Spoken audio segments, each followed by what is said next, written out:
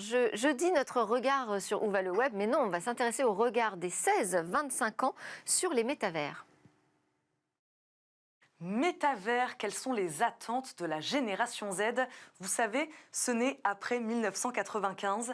Eh bien, l'agence Even, avec la complicité de l'ONG Respect Zone, leur a posé la question. Ils sont jeunes, ils doivent aimer et s'approprier les nouvelles technologies. C'est ce qu'on pourrait croire, mais pas si sûr que cette génération soit prête à migrer tout de suite dans ces univers virtuels. Selon l'étude, 48% des 16-25 ans savent ce que c'est que le métavers. 1 sur 2, c'est déjà ça. Par contre, 58% déclarent ne pas avoir envie de s'y rendre. Pourquoi? Parce qu'ils doutent de son utilité. Rien de flagrant, mais le panel semble bel et bien tiraillé entre deux, entre opportunités et risques du métavers. Certains y voient des bénéfices, évidemment. Ils s'attendent à ce que ces mondes virtuels les aident en termes de créativité, notamment pour 55%, les aident à communiquer également pour 49% à apprendre. Mais ils restent aussi très vigilants. Ils craignent d'y retrouver des formes de cyberviolence, des discours de haine ou carrément du cyberharcèlement. Ces jeunes demandent d'ailleurs davantage de régulation.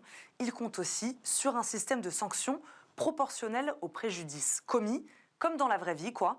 L'ONG Respect Zone profite aussi d'ailleurs de cette étude pour faire 35 propositions pour un métavers plus éthique et qui favorise la diversité. Petit sondage en plateau, vous en entendez quoi du métavers, Zaïm? Écoutez, moi, pas grand-chose. Je sais que c'est une vraie technologie qui a disrupté un peu ces derniers mois. En revanche, moi, c'est plutôt la blockchain qui, je pense, va vraiment faire une différence. Il y a un avant et un après blockchain aujourd'hui dans les nouvelles technologies, parce que ça permet une grosse sécurité des données, ça permet une personnalisation avec un vrai respect, un vrai cadre. Et je pense que la blockchain, notamment dans la santé, je pense que c'est vraiment la suite. Le métaverse... Ce sera encore un petit peu plus tard, peut-être. Peut-être un peu plus tard, je pense qu'il y a encore un peu de travail à faire dessus, mais pas convaincu par le métaverse, plus la blockchain. Merci beaucoup, merci de nous suivre. Merci à tous les trois d'avoir été en plateau. Chloé Sebag, porte-parole de Diversidays, Yanis Barry, fondateur d'Ordolib, et Zaïm Rai, fondatrice d'H24. Merci à vous de nous suivre tous les jours. On se retrouve évidemment dès demain pour une nouvelle discussion sur la tech.